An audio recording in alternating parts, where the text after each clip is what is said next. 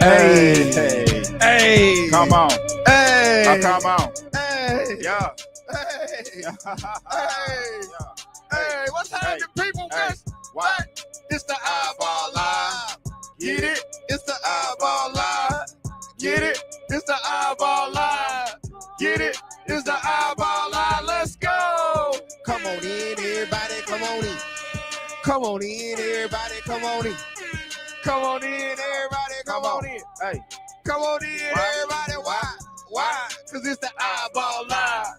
Get it? It's the iBall Live. Get it? It's the iBall Live.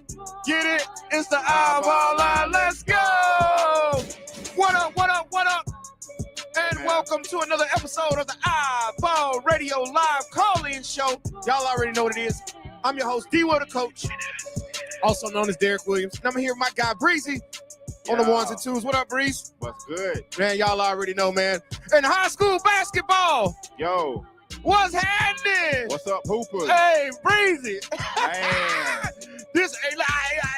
I got a lot of complaints, right? Yeah. I take that back. Rewind. I had a lot of complaints, right? Right. I've thrown some things out there in the past. You know what I mean? And right now, I don't care about any of that because the hoop that we have been seeing for the Alabama high school playoffs, top notch. Amen. Top notch. Listen, it's been horrible refereeing. It's been great refereeing. It's been horrible basketball. It's been great basketball. So all of it works. Yeah. It's a marriage. Everything in between. It's a marriage, man. So I ain't gonna. The referee missed the call. True enough, you missed the layup. Oh, that was a big call. He missed the call. You missed the layup. It balances out. It balances out. Yeah. You know what I'm saying? I guess. Hey, listen. The coach made a bad call. It balances out. But with all that being said, man, welcome to the iBall Radio Live Call-In Show. Phone lines are open, 334-209-5222. Call and talk about whatever you want to talk about. It's been so much basketball going on. Call in, talk about whatever you want to talk about. Listen, you got the East Limestone Gunnersville issue that happened during the regionals. With Zach Kane filing out with 4 fouls, right? You had Gunnersville playing a whole possession of 19 seconds worth of basketball with 6 players on the floor. You got the controversial double overtime basket from Lee Scott that takes it into double overtime with midfield, and Lee Scott ends up beating midfield. What else happened? It's a lot of other controversial refereeing calls that happened, right? But also it was a lot of basketball on the other end, Breezy. Hey, man, no take back skis. Thank you. Can't Can't take it back, right? I wish they could. I wish they could. At the time of. Man. Yeah. And then listen, what up? Oh man, we ain't spoke to the chat. What up, chat? Chat in the building, man. We already questioned in the chat how you feel about the Clay and Pinson game. I felt Pinson won. Yeah, hey, it was a brawl. Listen, it was a 4-time battle.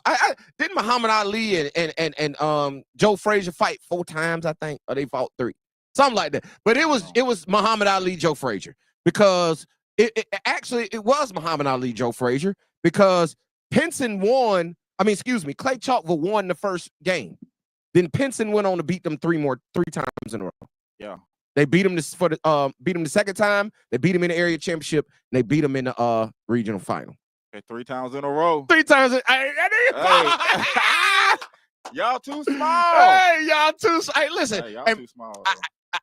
I might owe Coach Richardson over at Clay an apology, because I might be the fuel for the fire for Pinson. For the fire. Hey, listen, because me saying Pinson all year long, we've been saying this since the summer. Ever since Clyde left, let me say that, not since the summer, ever since Clyde left, I've been preaching about how small Pinson was, right? And I thought that was gonna be. I didn't think it was gonna be the reason they didn't win, right? I just maybe thought it was gonna be an issue. It was just gonna be a concern. It was an issue for me, right? Especially against Clay with the size that they possess with Ray, Devin, and Victor, right? So, but it turned the other way.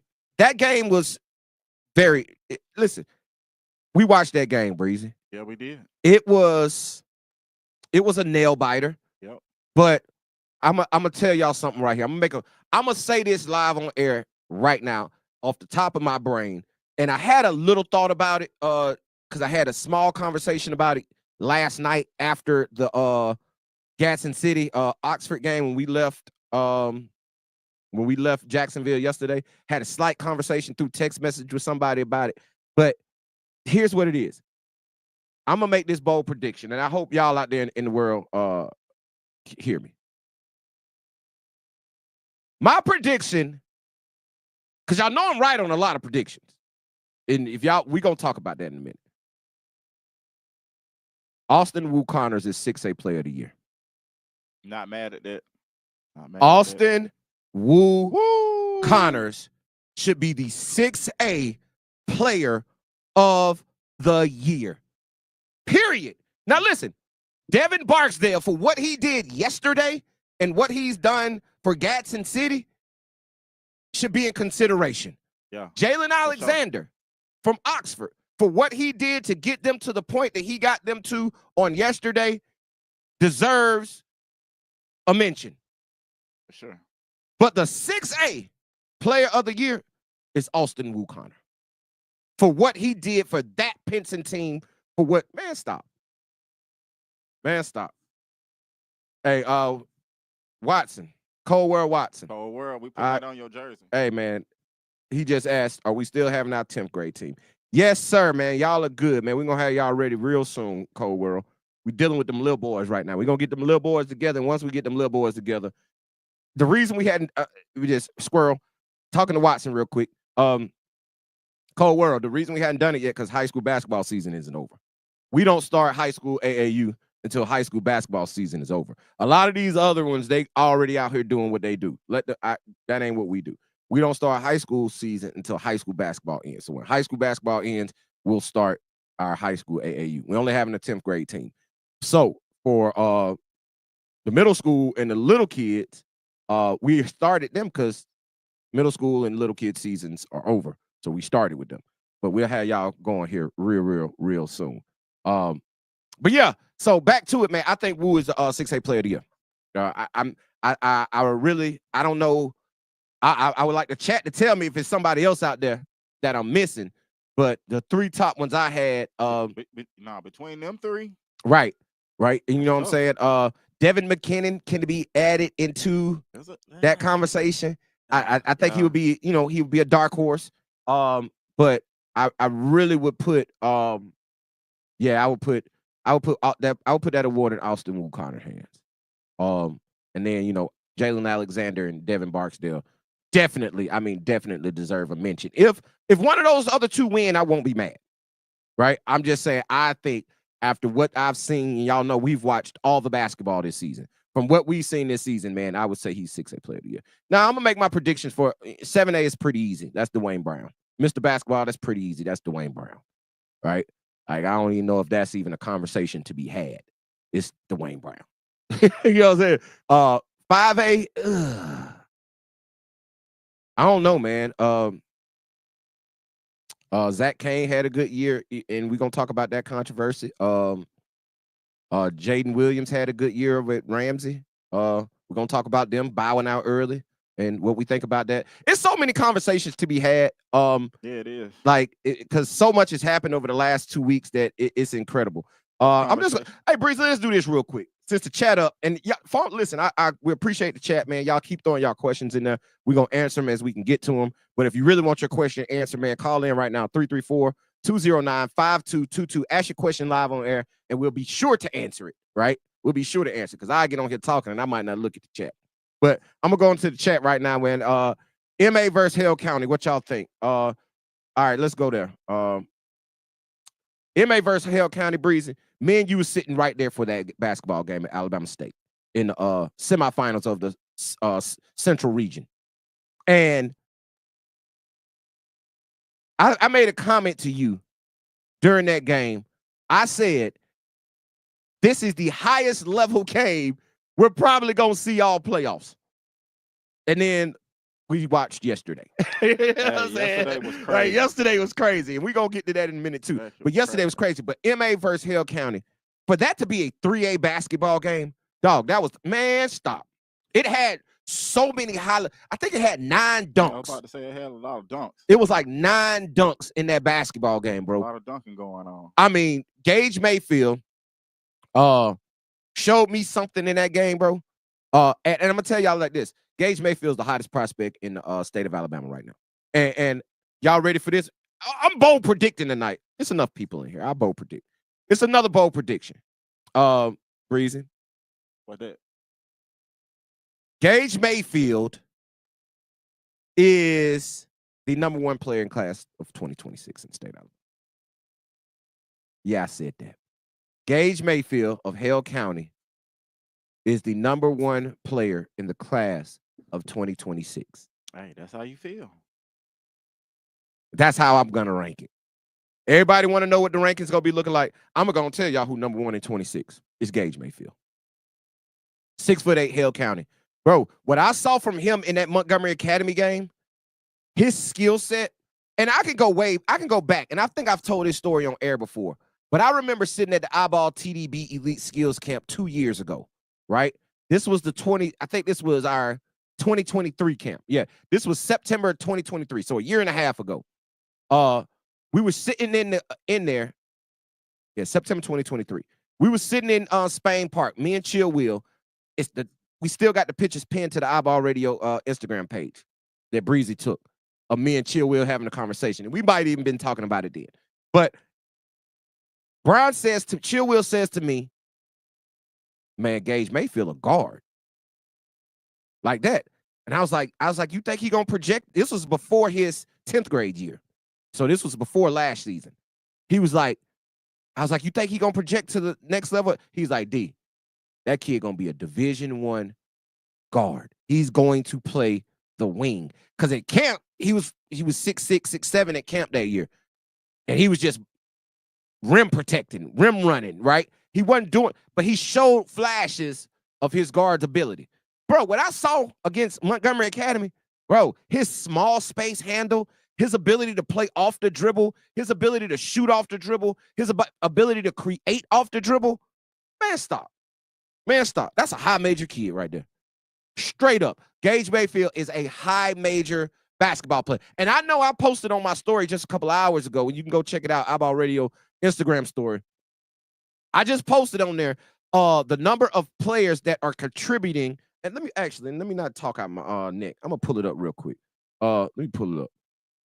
This is what I put on the story. This is number of freshmen playing starter minutes on top 10 teams in the country, right? Top 10 teams in the country. These are players that are playing starter minutes. Auburn, 1. Florida, 0. Duke, 3. Alabama, 1. Houston, 0. Tennessee, 0. Texas A&M, 0. Iowa State, 0. Texas Tech, 1. St. John's, 0. So I know everybody saw the viral video last week of Rick Pitino saying they're no longer recruiting high school players. Yeah, I saw that. Right? And we've been saying that for how long, Breezy? A minute, right? A long one. But I'm going to tell you like this right now. Gage Mayfield is one of those exceptions of these rules. You feel what I'm saying? Like, he's one of those exceptions to one of these rules. Like, every year, I don't care how the landscape plays out, right?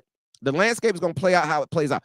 It's always going to be that top 100, top 150, top 200, right? And the top player in their state, like the top players in each state and those state universities will still recruit high school guys, right? They'll still recruit high school guys. The top 100, top 150, top 200, it's still going to get Division I opportunities, right? Top players in your state still going to get division. You see us this year, bro. We got what? 20 plus, like literally. I'm not exaggerating. We have 20 plus Division I signees in the class of 2025 alone. So this notion of high school kids don't get recruited is it's a facade for the most part, right? But you ain't going to play. You're not going to play when you get there. I don't give a damn how good you are. Not when you got 25-year-olds on the team. Thank you. Like A.D. Woolley. at Kennesaw State is an exception to the rule. He's the best player on Kennesaw State team, right? LeBaron's the one from Alabama. Alabama had one on this list. LeBaron's the only one, right? The kid that went from Georgia, the McDonald's All-American, Reed, he's been injured most of the year. He's been injured a lot this year. He just came back. But he's not even playing started minutes, and he was projected a lottery pick prior to the season, right? So I'm just saying, it's tough. It's tough out there. It's hard work to get. But Gage Mayfield, bro, and, he just popped into the chat. What up, nephew? Gage Mayfield's an exception to this rule because that Hale County Montgomery Academy game was one of the highest level basketball games I've ever seen. That's why in the preseason, I told y'all Montgomery Academy was winning the state championship, and I still feel that way. I still feel that way. They got too much power. They got too much. Look, Zamarian was killing Montgomery Academy. Like, he played the best I ever seen Z play for Hale County. Like, that was the best game I ever seen Z play. We knew about his explosiveness. We seen the highlight dunks. But his ability to shoot the mid-range, his ability to shoot the three, and his ability to get to the basket and finish above the rim was exceptional in that basketball game. I think he had 17-plus points. Like, he was really hooping, right? He showed up. So just in Montgomery Academy with Braden Gordon, Skylar Stovall, Jared Friendly, and DJ Vincent, and then who else you want to put on there? Brewer Welch. You want to put Cade Seegers. You want to put Mason Ellis. Like, bro, they just keep coming at you. And the one thing about Montgomery Academy, and the reason I knew they were going to be one of the favorites to win the state championship this year, is the way they defend. Breezy, we were sitting there watching that basketball game, right? And it was a play. Gage had it on the left wing. He skipped it across to the right wing. I can't ever say that together. Right wing. He skips it over to the right wing, right? Montgomery Academy is in the man-to-man. They rotate. The ball is skipped from the right wing to the left corner right in front of us. It's a closeout by Skylar. It's a swing to the corner, a closeout by Brewer, and a skip to the other corner, and it was a closeout by Jared. I was like, Breezy, these mother suckers is guarding 50 feet. They guarding sideline to sideline. I bet Gage them was like, God damn, we can't. Like, they everywhere. You got to be in shape. It's like, dog, it's like they were Gunnersville. They had 6 players on the floor. Yeah. Shots fired. Hit the gun. Yeah, shots fired. Y'all got an imaginary shots fired out there, like. Right. Dog, it's hard to real. get shots. When we watched them play, they just suffocated Lee Scott. Yeah, that's Montgomery Academy suffocate. And Hayden Harper is a 2026 kid who can play. Hayden Harper has a chance to play some Division II NAIA at D3 basketball, right? Like, he's going to play JUCO, D2, D3, NAIA basketball. Hayden Harper is going to play on that level, right? And he's really, bro, he could not breathe. That's what Montgomery Academy does, bro. They guard. And for somebody with Gage Mayfield's size and skill set, bro, he had a great game. Z had a great game, but still, that defensive pressure is just too much for them. That was one of the best games I've seen in the regionals. I'm just going to be honest. Well, I'm saying it was a number, okay, whatever they got them ranked. I would rank them 1 and 3. I would have had Montgomery Academy 1. I would have had Hale County 3, right? But they got them ranked 2 and 3. So that was a number 2 and 3 team in the state playing, right? The number 1, who was midfield, played Lee Scott, who some have number 5, 4 or 5, 4, 5, 6. They somewhere in there, right? That game. Exactly. So let me go back. I told y'all, man, I get to talking, man. So if I missed your question, man, call in. It's the best way to get me. You know what I'm saying? Hit the phone and I see the question. 334-209-5222, man. But so I would say, let me see what you think about the 7A Alabama Final Four. We want to go 7A already, Breeze? Hey, I just answer the question. Yeah, just go with it. The 7A Final Four. The 7A Final Four is, I think it's Daphne, Hoover. Breeze, can we pull it up? Go to the website. Alabama. Yeah, you already on there. I'm already on there because I'm finna shout out somebody. Okay. All right. Before you do that, go back. No, you just could. Yeah, go back one. Or you gonna open up a new one? Okay. Yeah. Let's pull it up. We're gonna pull it up. We're gonna talk about it. We're gonna put it on the screen. What game? What day that was? No. Go to the bracket. Go to the bracket. I don't need the stats. Yeah, right there, and click on 7A boys. Yeah, let's pull that up. There it is. Yeah, so it's Daphne playing who, Breeze? I can't see my Fairhope. Fairhope. No, excuse me. Fairhope beat Daphne. Yeah. Okay, yeah. Fairhope beat. What was that final score? 57-71. Oh, they blew him out. Okay, Fairhope. So it's Fairhope and Florence. Hoover and who? Central. Who? Jesus. Lord. Jesus. Jesus Lord. All right. This is what I think about I'm gonna put these together. I'm gonna lump them together, okay? This is what I think about the 3A and the 7A state finals. They could be so much better. They could be so much better. Yeah. They're good. It's gonna be good basketball, but it could be so much better. If they would just, and here's the thing, Breezy. I'm taking credit. I don't give a damn. I'm gonna take credit for this. Yeah, go ahead. We've started the conversation about restructuring the Alabama playoffs, right? We did the restructuring of Alabama play. We started the conversation about that, and since then,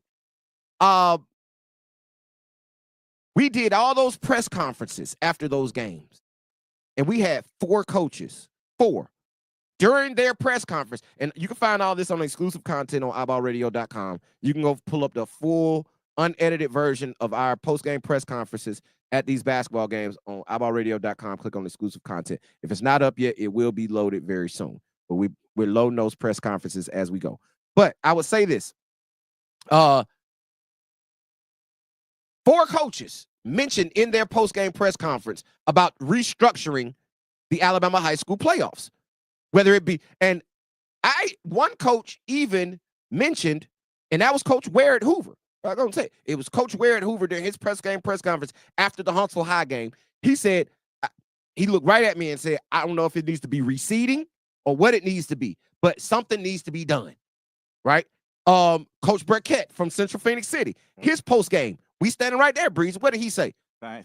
Same thing. Yeah. Coach Barber, he said it, right? So I'm just saying, bro. Huntsville said it. You know, Swear said it. Yeah, you know he said it. You know, Swear. Gaston City even said it. They all said it. They all said it. That's 5 coaches. They all said it in their post-game press conference, which means something needs to happen, right? Something needs to happen, which it will, in my opinion. But for the sake of the question, the 7A, I'm going to tell you like this.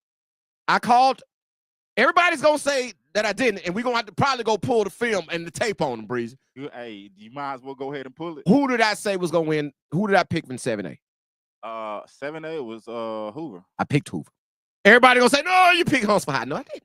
No, no, you didn't pick them. Thank you. But if they won, I wouldn't have been surprised. You can't be upset. Like you have to understand. I would have understood. I wouldn't have been mad. Yeah. Like, that's what you said. That's what I said. But I picked Hoover. Who else did I pick in 7A? I picked Florence. You can go back. I think the clip's still on our Instagram page. You scroll through the videos and find the clip of me saying I like Florence and I think they're gonna win. Not I said that area, but I also said that region. I said Florence was coming out of that Northwest region, and they did. They out of it. I said Central Phoenix City was gonna come out of the Central region. They out of it. I ain't know nothing about the South. I'm just gonna be honest, right? I didn't know who coming out the South, and I think I picked Fairhope. I don't remember because we picked all these in the preseason. Right? We had a whole show where we went through and we picked everything in the preseason. And I think I picked No, I didn't. I picked Baker. Yeah, I picked Baker. Now I remember. I picked Baker in the South. And they ended up losing. Who Baker lose to? Fairhope. They lost to Fairhope. What was that score? About 2 points, 67-65. Ooh, that was in the regional semifinals. Free throws. Free throws. You know it was free throws. Had to be free you know throws. It was free throws. I think that game was played over at Garrett Coliseum. We didn't make that one. But gotta make your free throws. Gotta make your free throws, Breezy. They missing them free throws out here. So yeah, I picked Baker to win that region. So I went 3 for 4 in 7A. Right? I went 3 for 4 in 7A because I've said all season ain't nobody beating Hoover. That's gonna be tough. Them dudes so good. And like yesterday's game against Huntsville High, I know I said how high level that Hale County Montgomery Academy game was compared to the Huntsville High game. I got to give it that Huntsville Hoover game. But the number 1 game was after that. Yeah, we're going to get to you. We're going to get to you. But I'm gonna tell you like this. That Hale County Montgomery Academy game was high, but that Huntsville High Hoover game, bro, like 3 points separated them. 3. Those were the 2 best teams in the state, and by far 2 of the top 25 teams in the country.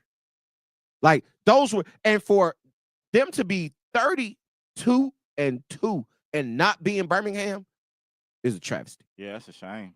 That's a travesty, bro. Like whoever, no, we can't say that. Yeah. But I know where you're going. Yeah. I know where you're going. But Hoover's 33-0.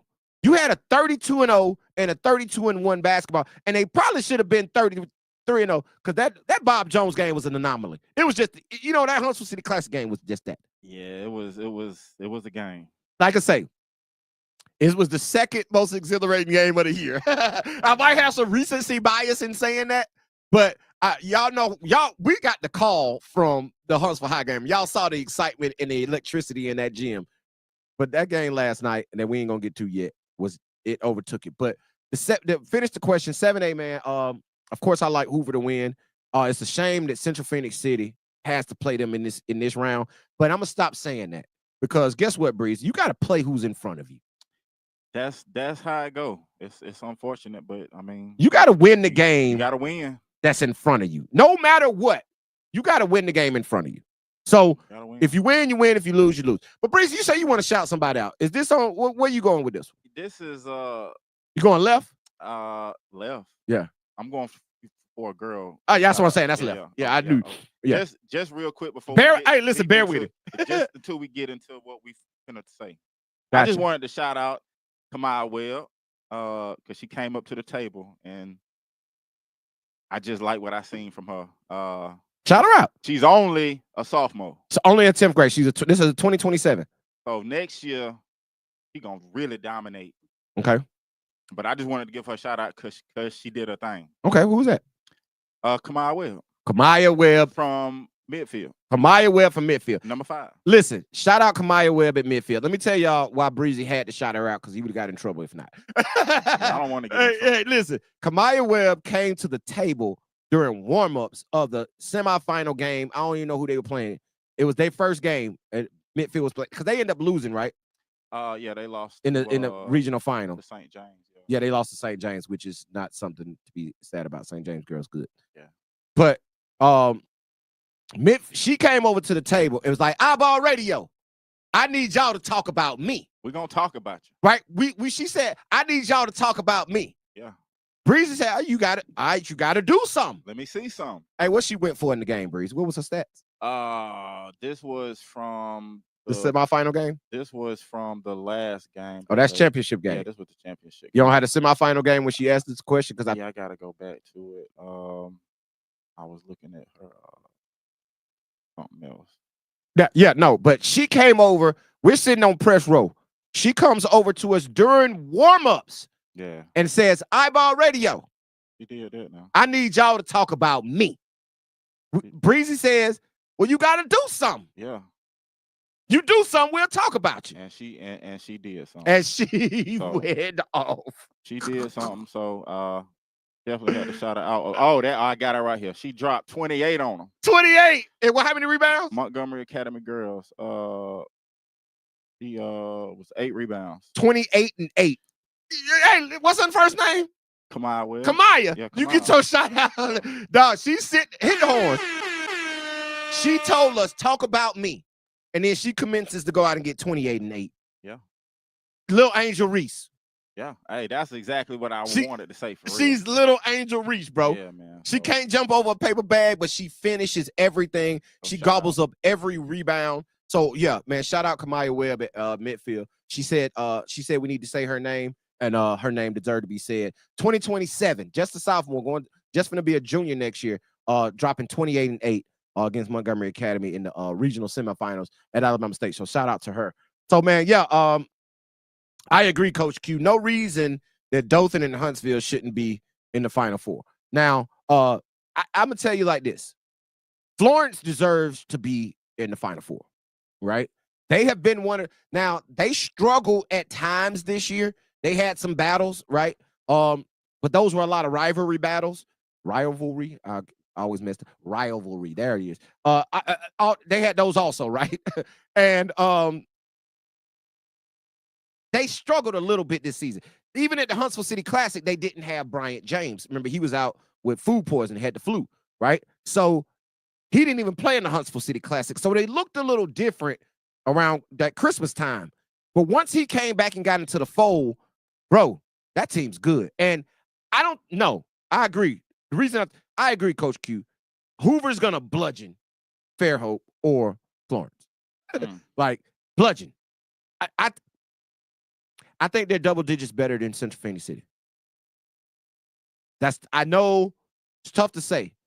But tough. And I was messing with my guy yesterday, man, Tariq London, father of Salim London over. And you know, like where I was sitting at on Press Road yesterday, they were sitting right behind me. Him and Jared Fairley dad. Yeah.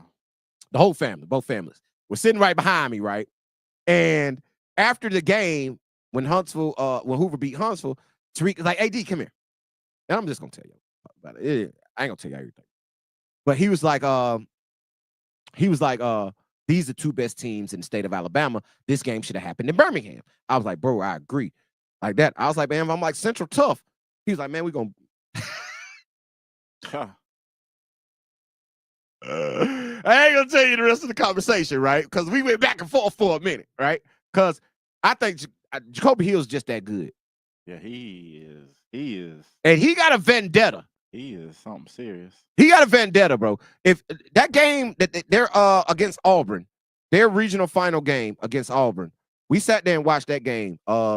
Marquise Daniels from Auburn, because his son plays at Auburn, was in the stands. Wes Flanagan, Ole Miss, was in the stands. The entire Alabama State staff was in the stand. It was college coaches littered throughout the building, right? And Jacoby Hill in that game had 19 of the 26 first half points for Central Phoenix City. But not only did he have 19, him and Jaden Ford were the only ones that took shots the whole first half. Nobody else had. Desmond Williams, Bryce Dawson, Jonah Jones, nobody even had Jamari, nobody had a shot attempt in that basketball game in the first half. Not one. It was all Jacoby.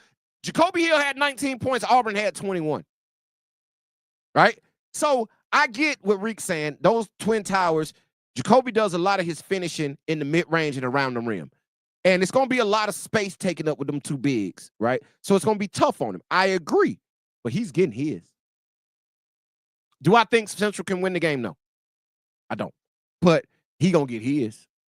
I really truly believe. Jaden Ford is going to play a big role, right? The last 2 years when they lost to Hoover in the state championship round, lost in the state championship game and then the semifinals, the last 2 years, Jaden Ford wasn't there, right? So I think he's going to play. If he can make shots like he's capable of making shots, right? He's capable of getting it going and going off for 25 points. If he can get it going and go off for 25, Jacoby can get his, Bryce can do his thing. They're still going to lose, but it'll be a good game. I'm just going to keep it. They're still going to lose, but it's going to be a good game. They're not beating Hoover, bro. Yeah. They're not. I agree. It's going to be a good game. It's going to be a good game. And yes, Jacoby and Jadis can go for 60, but they're going to have to. They're going to have to go for 60 to make it competitive. How about that? Yeah, for sure. They're going to have to go for 80 to win. Because Jacoby definitely going for over 30. That's what I said, bro. I said he's getting 30. He's getting 30. He wake up with 30 points. Yeah, for real. Like, he started the game with 30. He started with 30, bro. Like, so it's going to be hard pressed for me to say that he's not going to get 30 on Hoover. But they can't win the game. But I'll take Florence in that Fairhope game. And Hoover's going to three-peat, bro. Hoover's going to three-peat. So listen. I think it was great, but it should have been played. That Huntsville High Hoover game should have been played in the finals. But let's talk about that game real quick while we on it. The Huntsville High Hoover game. In that first quarter, I think Dwayne Brown and Salim London and Jared Fairley all had 0 points in the first half. I mean, excuse me, in the first quarter. Dwayne might have had 2, right? Dwayne might have had 2 in the first quarter. But that Huntsville High that's the stat sheet for it? Yeah. You put it up on the screen so everybody can see? No. Oh, okay. If you want to throw it up so everybody can see, you can. Shout out Graham Gossett, man. Young boy, that's the third brother of the Gossett brothers. And we're gonna get into JD here now that we're talking about this Huntsville High Hoover game. That Huntsville High Hoover game, that first quarter, I think Dwayne might have had 2 points. I don't think Jared scored and Salim didn't score, right? And bro, Austin Dudley and Seneca Robinson were the catalyst that won the basketball game for Hoover. That first quarter and those 3 3-pointers by Austin Dudley broke that game open. And I really, truly believe that's part of the reason why the game was a 3-point game. One of those 3-pointers. Austin Dudley, and I had a conversation with Austin after the game through DM. And I get it. He's been shooting over 40% from 3 this year. And Coach Ware mentioned this in his post-game press conference that teams should never leave him open. Because in practice, they don't leave him open because they understand how good of a shooter he is. Shoots over 40. He shoots 41% from 3. Cool. But those 3 threes that he hit in that first quarter, oh my God. In that game, of that magnitude, to hit those shots changed the dynamics of the game. Because if he misses those shots, I think Huntsville High has a different level of confidence going throughout that game. Because it was several times in that game, they went down 7-9. They even went down double digits at one point. And I'm telling you, those 3 threes were the difference. It broke the game open for Hoover. It relaxed Hoover. Because if Dwayne, Salim, and Jared aren't scoring in the first quarter and they start off struggling the way they are, man, Hoover has 4 or 5 points in the first quarter. So you mean to tell me they go into the what was the score in the first quarter, Breeze? It's on there. Just go to the bottom. It ain't on there. Yeah, first quarter score was what? 14-19. 19-14 was the first. And I think Austin had 3 threes, and I think Seneca may have had 2. So I think they had 5 threes in the first quarter. So 15 of their 19 points came from Seneca Robinson and Austin Dudley. Bro, that broke it open right there. Yeah. Those 2 had, and you say Huntsville had, it was 19-14? Yeah. Those 2 beat Huntsville High in the first quarter. That's the game. Time out. Time out. Time out. Cuz that's the game right there. That game was won in the first quarter. Huntsville High was never able to recover from 5 threes. How many threes did Austin end up with? Austin had 4 or 6. He went 4. He hit another 3. And how many did Seneca end up with? He had 2. He hit his 2, the same 2. So they had 6 threes. That's 18 points between them. That's 18 points between Austin Dudley and Seneca Robinson. They won the basketball game for Hoover.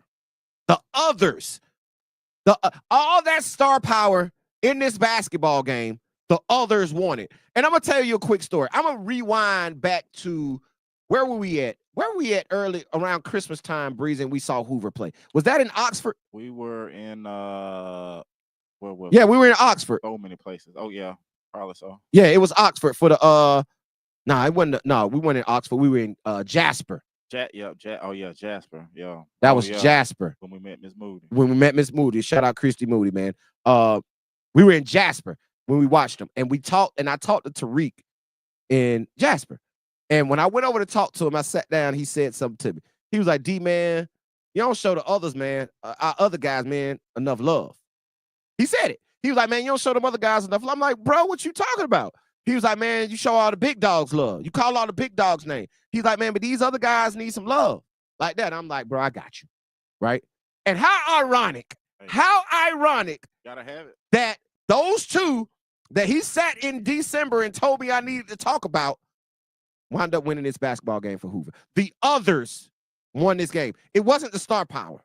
So much star power. We know about Huntsville High, the 4 D1 signees, and Evan Toms will be a Division I player. So they got 5 D1s.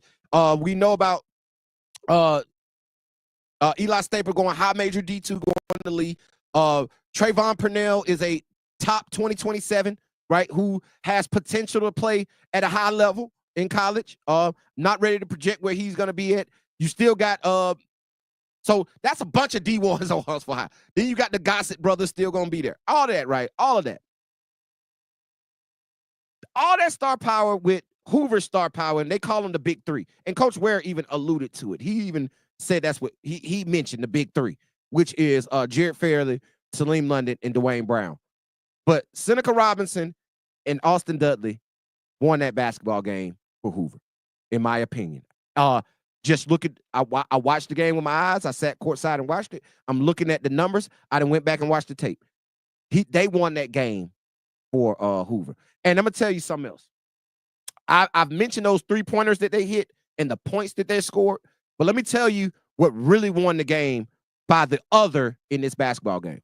The last possession. And I'm going to go post the last possession because can y'all believe Derek Williams, a.k.a. D. Will, the coach, pulled out his phone and recorded the last play. I recorded the last play. So I'm going to end up posting that. You know, I'm not even going to post that on exclusive content. I'm going to post that on my Instagram. I'm going to post the last play on my Instagram. And the key to that play was Seneca Robinson.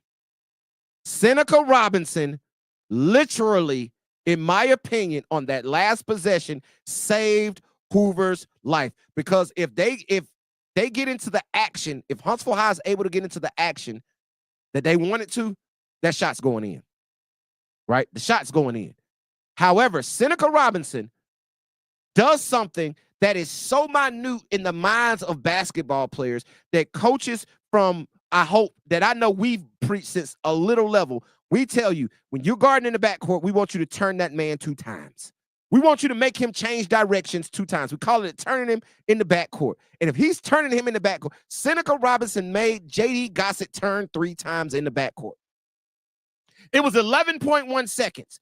He made him turn 3 times in the backcourt and waste almost 8 seconds getting the ball across half court. That was the key to that basketball game because they weren't able to get into the action and get to moving quickly to get their shot off, bro. Seneca Robinson, and listen, I got the camera right there because I was sitting center court. J.D. Gossett and Seneca, right? Bro, Seneca has his hands up, chest out. I mean, textbook defense to make J.D. Gossett turn 3 times in the backcourt. He couldn't get up. He couldn't get it up. And that was the issue. That was the issue on that play. You can take the stat sheet down. That was the issue on that play, bro.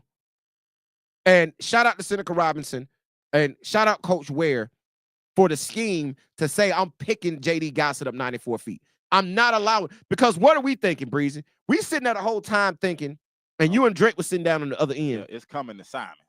It's going to Simon, but you know what I'm saying? Because I'm sitting there with Jacksonville State coach and my guy Trent Markowitz from Relentless Hoops. I'm sitting there with them, and we're saying, oh, they're going to foul. I'm like, oh, yes, it's 11.1 seconds. They're going to let them get it across half court, and they're going to foul before. And I know Coach Christian Swears and those guys on the court were like, they're going to foul us, so we need to get into our action quick, right? Because they're up 3. You don't let them shoot a 3. Make them go to the line, hit 2 free throws, whoop doop, right? We know how that goes. But they let them play it out. And the reason they played it out is because Seneca Robinson made J.D. Gossett turn 3 times in the backcourt, so they didn't have to foul because Huntsville High couldn't get a clean look on. Great strategy, great defense by Hoover to win that basketball game. Defense win game. Defense wins championships, man. Yeah, championship. Defense wins championships. Yeah, that's what they say. I think you got to put the ball in the hole, but playing good defense helps you win games. You're right, definitely. But they say talk about the Gaston City Oxford game. They ready for that one, Breezy? Yeah, we ready for that. Yeah. What time is it? It's 8:30. Yeah, we ain't gonna be in here too much longer. We finna get up out of here. I know we started a little late, but because I got a billion games to talk about, right? Like it's still a lot of games that we watch because I think we watched in person, Breeze. I think we watched 17 games. That was a lot. I think we watched 17 games. I think we watched because I want y'all to tell me somebody else, and I was going to mention this, and I'm still probably going to mention it at the end of the show. We went to every regional. Every single. We went to Hansville because we watched Clay and we watched Pinson and Mae Jemison, and we watched Clay and whoever they played to get to Pinson, right? We went to Wallace Hansfield. We went to Jacksonville State twice. We went to Alabama State a lot of times. We went to Garrett Coliseum a lot of times. So we watched games at every single regional in the state of Alabama. We saw every region play at some point in one of these classifications. I guarantee it's nobody else in the state that's covering high school basketball that did that. Nobody else. And there's nobody else in the state that's sitting here telling you about it right now. Y'all just remember that. So y'all need to go subscribe to iBallRadio.com. Because if you haven't been reading the articles that we've been dropping, you've been missing out. We've been dropping game breakdowns of every single game that we watch. Every game, giving you the breakdown of every single game that has been played that we watch. We have given you a breakdown for it. They're up right now. You can see the summaries on Instagram, Facebook, and Twitter. You can go there and see the summaries. But go read the full article. Bro, they are literally, when we write articles, it tells us how long the article is, right? It tells us how many characters, how many words we got. And then it also tells us how long the read is. These are 1, 2, and at the most 3-minute reads. It gives you the entire breakdown in 1, 2, and 3 minutes. If y'all don't have 1, 2, and 3 minutes to sit down and read something, you got a problem. So go subscribe to iBallRadio.com. I'm sure everybody that's in the chat right now that that subscribes to iBallRadio.com can vouch for that. I'm pretty sure they've been finding it very useful throughout the playoffs, right? And so go subscribe. But anyway, we drop game breakdowns. We watched games everywhere, but there was no game at all that was more electric than the final game of the regionals, which took place last night at Jacksonville State University between Gadsden City and Oxford for a shot at the last spot in the class of 6A Final Four. Bro, Breezy. Hey, man. Hey, man. Say, man. Breezy. Hey, go ahead. I'm gonna start off the story like this. Breezy came to me after the game when we're walking on the floor and say, bro, I can't hear. I couldn't hear. It was like I left an airplane or something. My ear pressure was messed up. Hey, your boy was like, my ear pressure messed up. I cannot hear because it was so loud. Listen, Jacksonville State played New Mexico State Saturday night inside the same arena, inside Pete Matthews Coliseum. They played a game in there that night. And I guarantee that game was not more electric than the game we watched yesterday afternoon. Couldn't have been. I guarantee it. Like there was not an empty seat in the building. That place holds 3,500 people. Right? 3,500. It had to be 34.5 in there. Because they were standing up, they were sitting in the stairwell, like everywhere. But yeah, it might have been 36, and fire marshal probably got called. Yeah, he probably got called, but he was the one in there watching too. The whole Gadsden City community came out, bro. The whole Gadsden City community popped out, and I'm gonna tell you, it wasn't probably about 15 people left in Oxford. It wasn't but like 15 people left in the city of Oxford. Couldn't have been. And I'm telling you, the whole Anniston was in there. The whole Jacksonville was in there. Yeah, they was in that thing. Listen, the Hoover and Huntsville High folks did not leave. Bro, that game was so electric from beginning to end. That was the best game of the regionals. It was better than the Hoover Huntsville High game. And the Hoover Huntsville High game was a game for the ages. It was a college game. That was a college basketball game. Correct, Breezy. That was an instant classic college level basketball game. That Gadsden City Oxford game, wow, was just wow. And listen, superstar. Hey, listen, it's 2 words, 1 name. Devin Barksdale. 1 word, 1 name, 2 words. Yeah. Devin Barksdale. Devin Barksdale blew the roof off Pete Matthews Coliseum. Breezy, Yeah. I'm sitting there with Jacksonville State assistant coach. I ain't gonna call his name. I'm sitting courtside. I look to the left of me and I say to him, I'm like, bro, this might be a hard sell. This is a direct quote.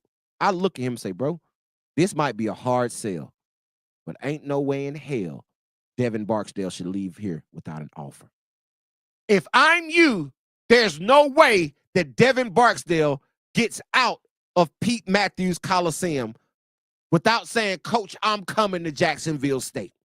No way possible. After watching that display in 2 basketball games, not just the championship game against Oxford, but the game before that, bro, if you watch Devin Barksdale play in those 2 basketball games, there's no way you're telling me he's not a Division I college basketball player.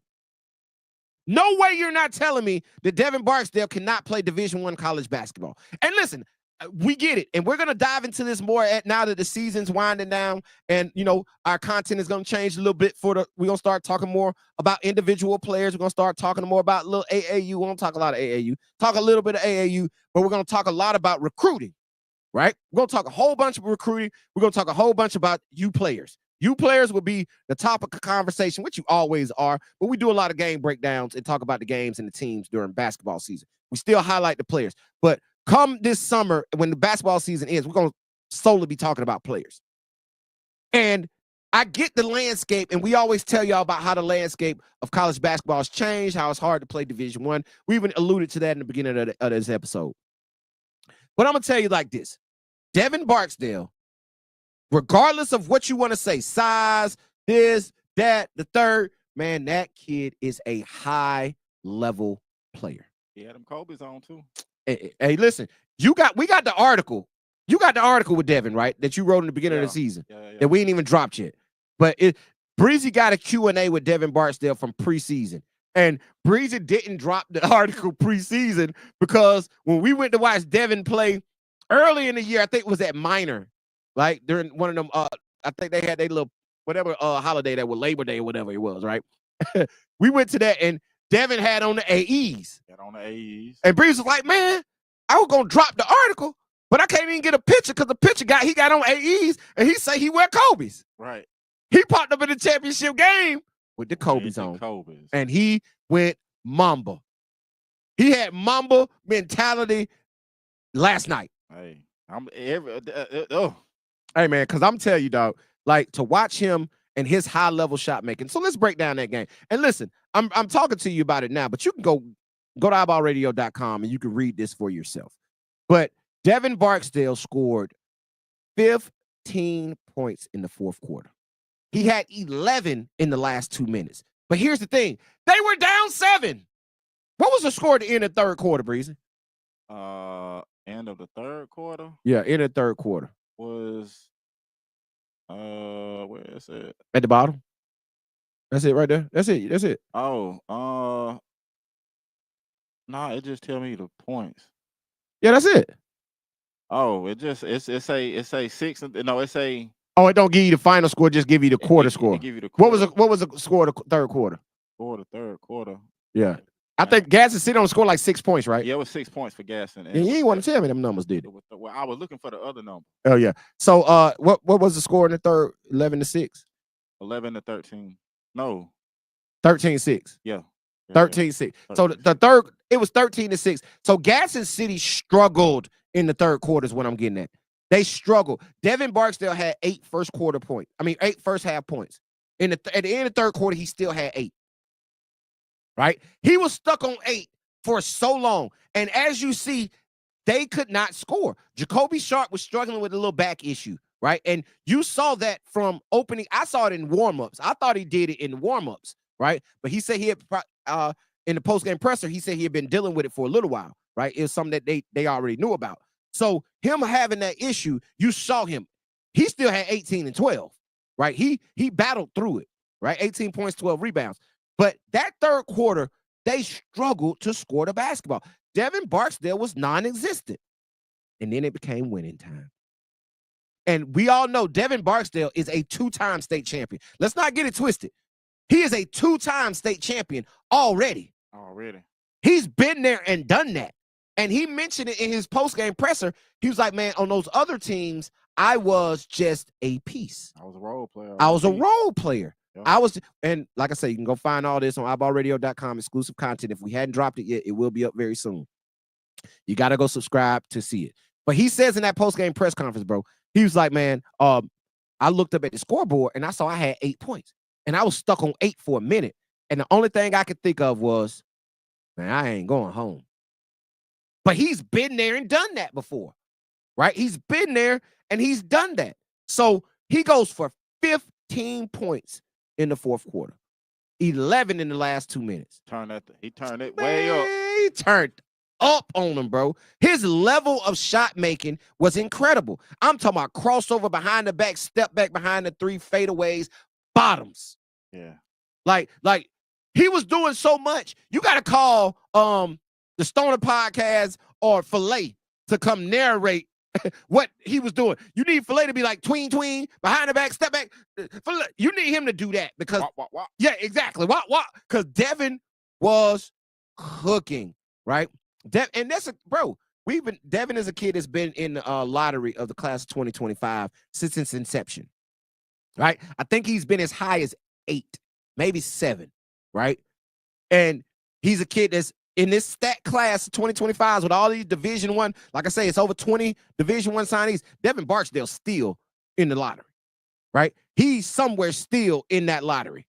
But I will say this, Breezy, as dynamic as Devin Barksdale was yesterday, do you know who the best player in the gym was on yesterday in Jacksonville? Who that? In all the games that were played, all 4 games that were played yesterday, the best player in the gym was JD Gossett. Bro, if you watched, and I'm not trying to leave the other game, but I got to mention this because I didn't mention it when we were breaking down the Huntsville Hoover game. JD Gossett was the best player in the gym. He was doing his thing. Man, he was cooking. So he was like Simon Walker was making shots. Like Breezy will tell you.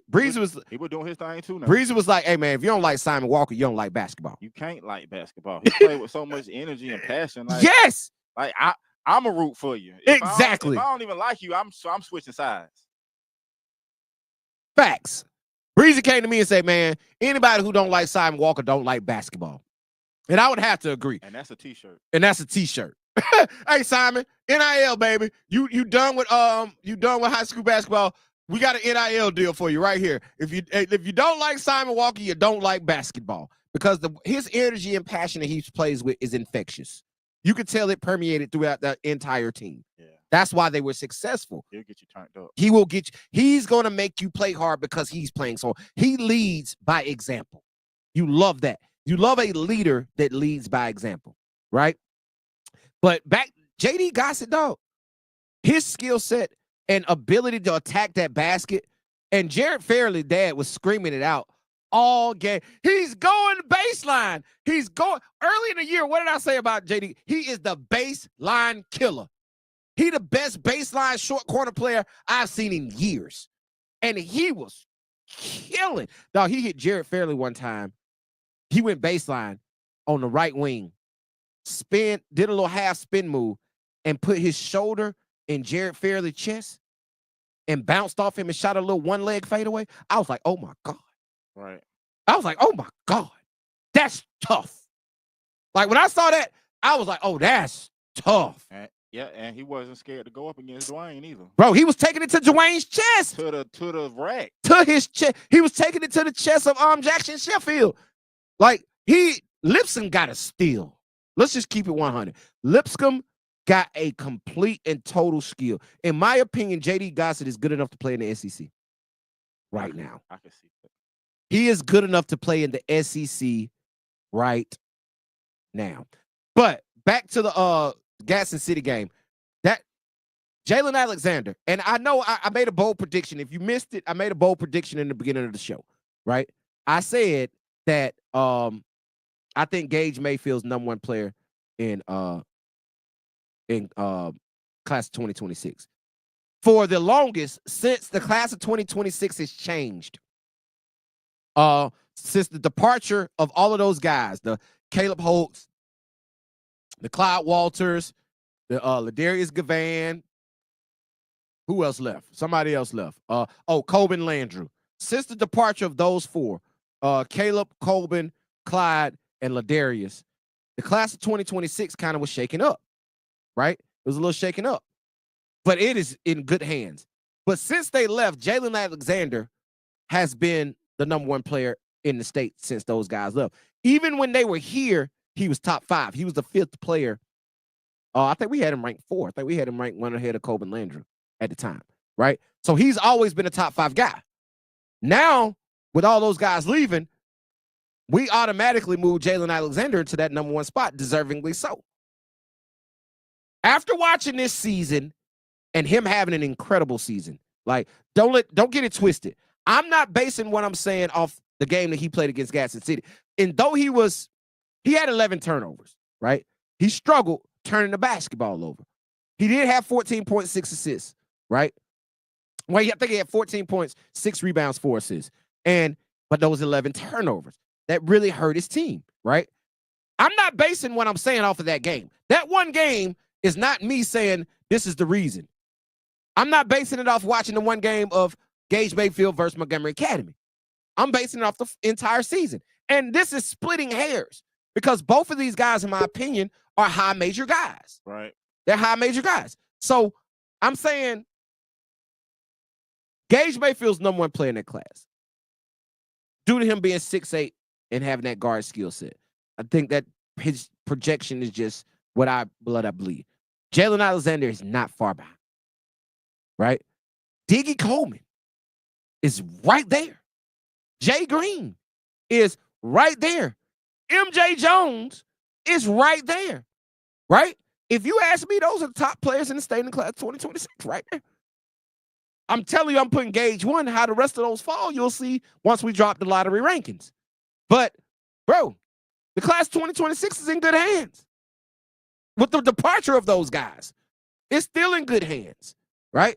Jacoby Sharp. Jacoby Sharp is a kid that we had ranked at number 14 in our last, and this is the one that had Caleb Holt and all those guys in it. Jacoby Sharp was 14 in that class. He didn't moved up because that's showing that he had, bro, that is a big body, strong scoring guard. You can put him at the 2 on the Division I program. He can, with his body type and his physicality, his ability to shoot the ball, his ability to handle it, his ability to guard multiple positions, he can play Division I college basketball straight out of high school, right? So I'm just saying that class 2026 is in great hands. But that Gaston City game yesterday, shout out Devin Barksdale, shout out Jacoby Sharp, shout out Jalen Alexander.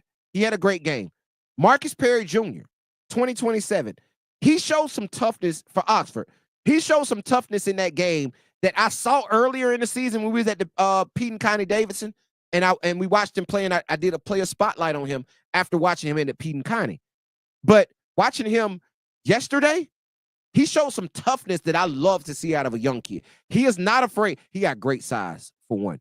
Like, that's a big kid, 6'4", almost 6'5". He is long, but he got some girth to him, too. You could tell he still hadn't jumped into his teenage body yet.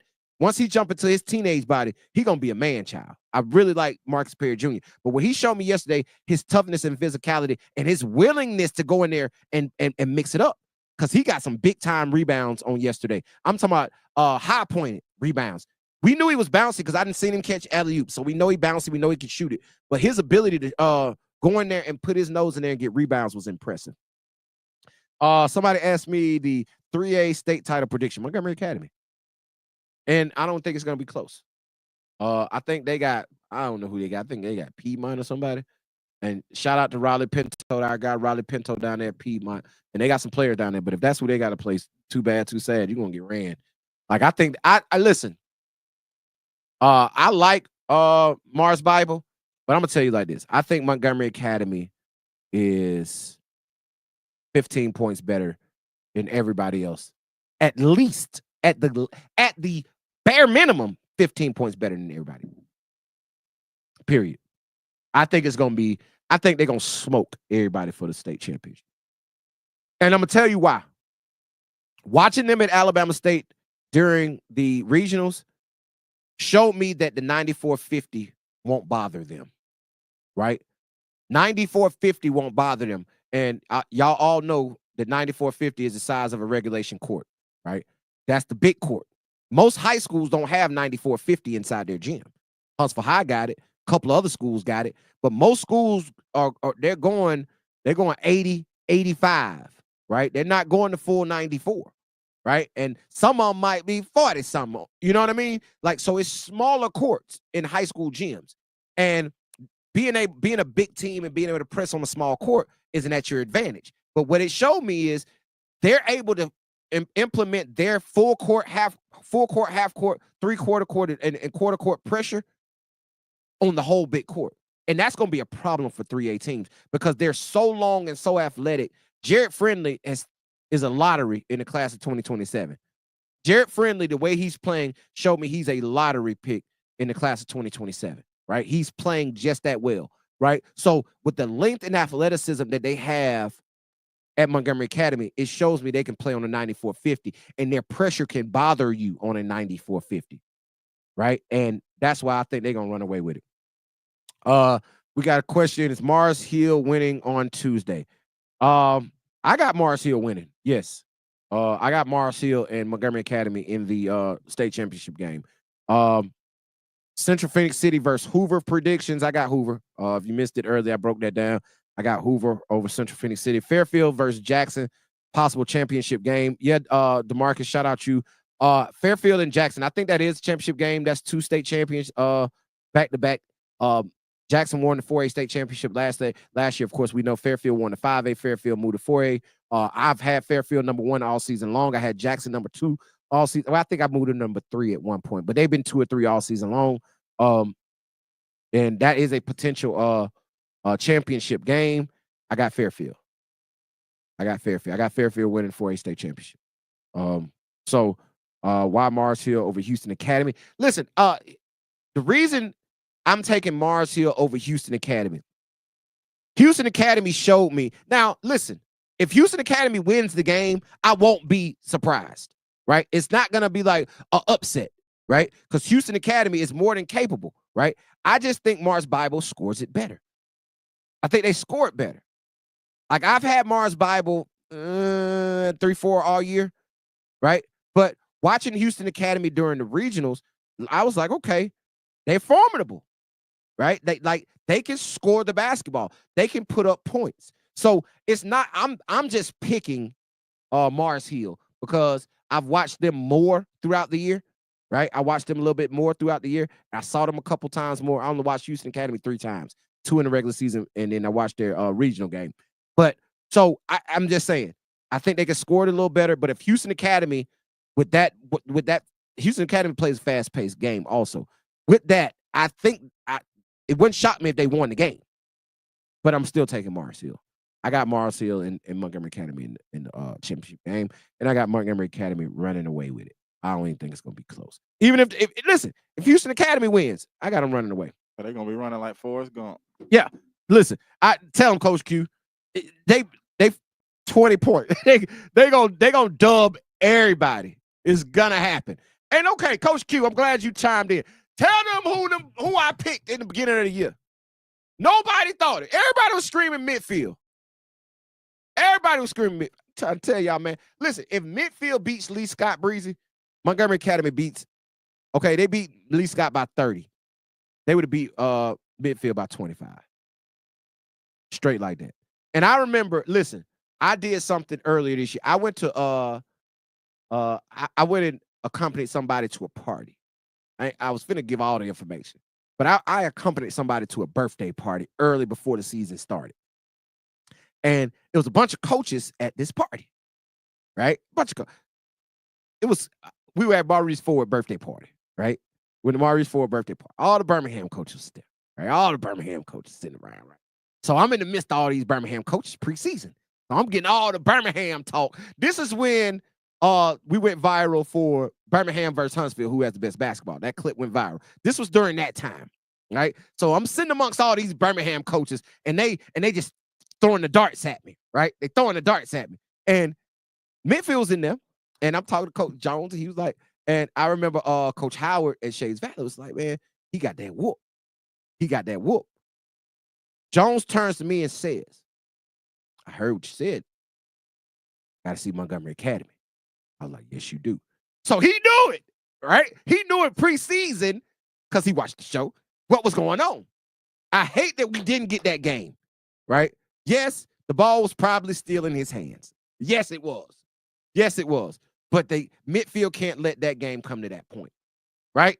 You can't be in overtime with Lee Scott.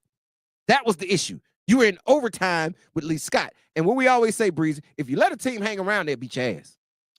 Yeah. If you let them hang around, they'll beat your ass, right? happen. And they allowed Lee Scott to hang around, and Lee Scott ended up winning. Somebody says Mars Hill ran away with 2A last year, which they did. They solid if they return. Yeah. Listen, no, they did. They ran away with 2A, but they moved up to 3A this year, and here they are in the Final Four, right? Like I say, Mars Hill, I think they like us to say the Bible. So if I need to say it, I will. Apologize to anybody out there in Mars Hill. If it's Mars Hill Bible, right? Or Mars Bible Hill. What is Mars Hill Bible? Well, whichever one it is, I want to get their name right. But yeah, they ran away with 2A this year, last year, and now they moved it to 3A and made it to Final Four. That's why I say they're going to compete. But the biggest turnaround of the year was not Mars Bible coming from 2A to 3A. It was Lee Scott coming from AISA to 3A and making it to a regional final and beating the number one team in the state in midfield in the regional semis. That's the biggest story of the basketball season. Shout out to Lee Scott in their first year at Alabama High School Athletic Association, coming up from AISA, going not to 1A, not to 2A, but to 3A and making it to a regional semifinal to an Elite Eight. Shout out to Lee Scott, man. There it is, Mars Hill Bible. So I'm gonna say their name. They're Mars Hill Bible. Yeah, they ran, but here they're gonna probably. That's why I'm picking them. I'm picking them to beat Houston Academy. However, they're not even gonna be in the same atmosphere with Montgomery Academy. But I just said it. If you allow somebody to hang around, they'll beat your ass. You'll lose to them. And midfield is one. And here's another one. I can't leave without saying this. Ramsey. I know y'all been waiting for us to mention Ramsey. Ramsey probably has the most disappointing season out of anybody this year. Right? Most disappointing season. We picked them in the beginning of the year. Well, we said they won the transfer portal. Remember, Breeze, before the season? I said Ramsey won the transfer portal for high school basketball. They got in everybody. They got a stacked roster. Super stacked roster, right? And to watch them lose to Hayden, bro. Hayden. Bro, they lost to Hayden. Hayden threw a potluck in their city after the game. They celebrated the win over Ramsey with a city potluck. That's how small Hayden is. That's crazy. They throw a potluck. Listen, somebody hit me with like, hey man, Hayden gonna throw a potluck after the game. I thought they were joking. I responded to the message LOL with the laughing emojis. They was like, nah. They sent me the flyer, the post that says a potluck after the win. Like they threw a potluck after the win, bro. Bring what you want, right? So that is Ramsey is the most disappointing team all year. But I'm gonna tell you like this. I talked to Coach Denton Johnson in Huntsville at the Huntsville City Classic, and we were talking about how they played I think, in my opinion, Clay Chalkville, Ramsey, and Gadsden City, in my opinion, probably played the hardest schedules in the state, top to bottom, regardless of classification. Clay Chalkville, Ramsey, and Gadsden City, we saw them everywhere. Yeah. They took all smoke. They played everybody. And they didn't win a lot of those games. Gadsden City nor Ramsey didn't win a lot of those games, right? And everybody thought Ramsey was going to run away with 5A. We thought their only challenge, well, I ain't going to say that. We thought their biggest challenge was going to be Williamson. And Williamson ended up losing early, right? They end up losing by 2 in the Sweet 16 to Viger. I think they lost to Viger in the Sweet 16, right? Oh my God. I was this why I want to talk about Ramsey. We just got the and listen, I just got the question in the chat, right, Breezy? And the question is in all caps. Okay. Oh, the question, they yelling at you. They yelling at me, Breezy. Yeah. They yelling. Listen, Yell at them. with 2 question marks at the end. And it says, now answer me this. I'm going to read it verbatim. Now answer me this. Does Coach Denton Johnson keep his job after this terrible loss? I really wish Chill Will was here for this question. Because you want to hear, hey, listen, you want to hear Chill Will's answer on this question. But in my opinion, does he keep his job? Does he keep his job? Yes. Does he deserve to keep his job? I'm not firing a coach over a bad loss. That's short-sighted, right? That's short-sighted to be emotional in the moment to fire a coach over a bad loss or even a bad season. They didn't have a bad season. They were number 1 in the state all season long, right? And it wasn't even a question. They played well enough to beat it, right? Once they got in the area play, they ran through it, right? So does he keep it? In my opinion, do I think? Okay, let me say, do I think Ramsey's going to fire him? No, not at all. No, like we are in the era. Don't get it twisted. We are in the era where high school coaches are getting fired for performance. You don't win, you will get fired, right? Like they will get rid of you for poor performance. I don't give a damn if you're the best English teacher in the school. I don't give a damn if you're the best history teacher in the school. They're firing you for losing basketball games. So, is it a conversation about Coach Denton Johnson need to be fired? I'm pretty sure the Ramsey people, I've talked to some Ramsey folks and they said yes. I've had some DMs from some very colorful people. And when I say colorful, I mean in their the way they speak about it. Because I got one from one person that the passion. He calls into the show, and when he calls into the show, Breezy, he likes firestorms. Are you talking about? Yeah. He likes firestorms when he calls into the show, right? Yeah. He hit me in the DM, was like, he went off, right? So I'm gonna answer your question. Does he get fired? I think not. Does it need to be a conversation? I think it does. Because you can't listen. I've coached I coached 13 years of high school basketball, right? 13 years, 3A and 6A level, right? And on the 6A level, we lost 5 straight regional finals. 4 out of 5 years, one of them. But those last 2 hurt. Regional finals, Elite 8 games. We went to the Elite 8 5 times and never got to the Final 4. So I know how hard it is to get over the hump, and we did it with the best teams a lot of times.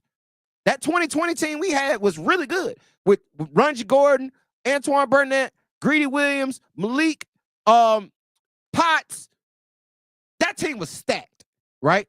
We should have won a state championship that year.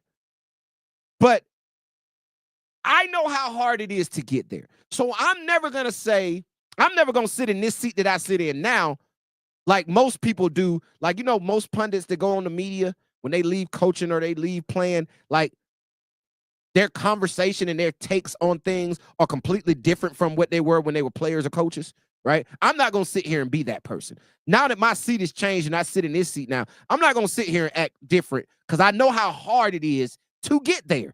Even when you got the best players, it's still a challenge to even make it there. So I'm not going to harp on him for that, but I think it needs to be a conversation for sure.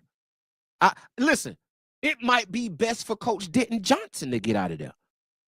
It might be, he might have more success somewhere else because of the constant pressure that he receives at Ramsey. Ramsey's not an easy job, bro. They're expected to win. A lot of pressure. They're expected to win. And when you have expectations to win, do you know how hard it is? Do you know how hard it is to meet other people's expectations? That's hard to do. It's hard as hell to meet your own. But somebody else to meet, that's real tough. That's super tough, bro. Because you can't please them. So, Yes. Do I think he should lose his job? Do I think he's gonna lose his job? No. Do I think he should? I think it should be a conversation on both ends. He should ask himself, do I want to continue to be here with this type of scrutiny? Right. So it's always two sides to a story. Question is, who knows? The best team could play bad in the most important game of the year. Who knows? Anything can happen. I agree. I just said that, right?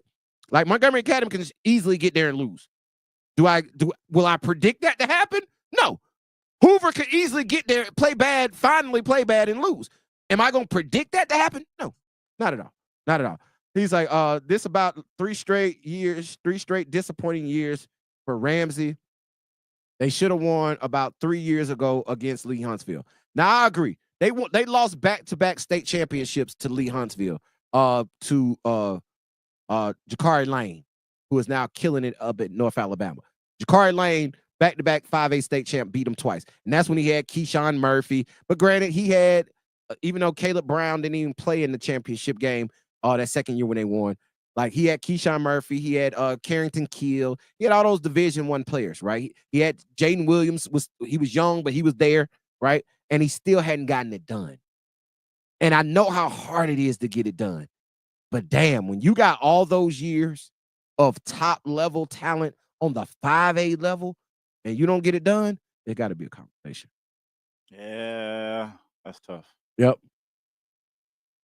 Somebody just said that in the chat, should have been gone after the lost Keyshawn Murphy team. Yeah. They're favored to win every year, but they are on their ass. they on Ramsey.